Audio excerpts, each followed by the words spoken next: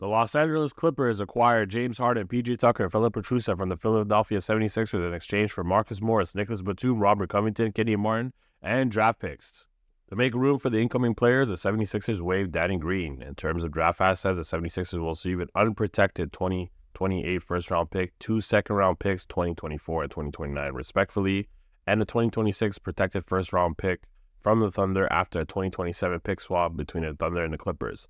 While the Clippers aim for immediate contention with Harden, the 76ers get experienced players and draft capital, though age and fit concerns arise for both teams.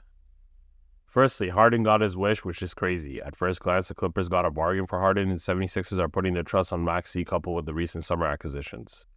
For the Clippers, they have drained their entire draft assets to go all in now like the Suns, Bucks, and some other teams to a lesser extent, but the addition of Harden does provide major relief in case either of the star duos need to miss some time on the court.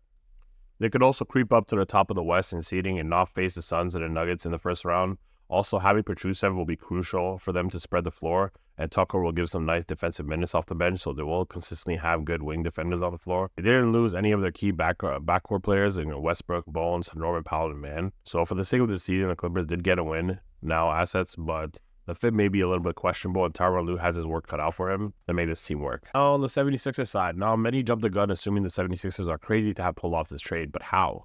I feel the 76ers got some clear upside from this trade. They were playing amazingly lately under Nurse and with the new additions. Maxey clearly has taken a lead this year, and they added wing depth in Morris, Covington, Batum, and of course Kenny Martin Jr. They also got an invaluable, and I can't stress this enough, a 2028 first-round pick and other solid picks on a timeline where if the Clippers don't make it work this year, and more importantly, Kawhi and Paul George don't exercise their player option, those picks are going to be very valuable.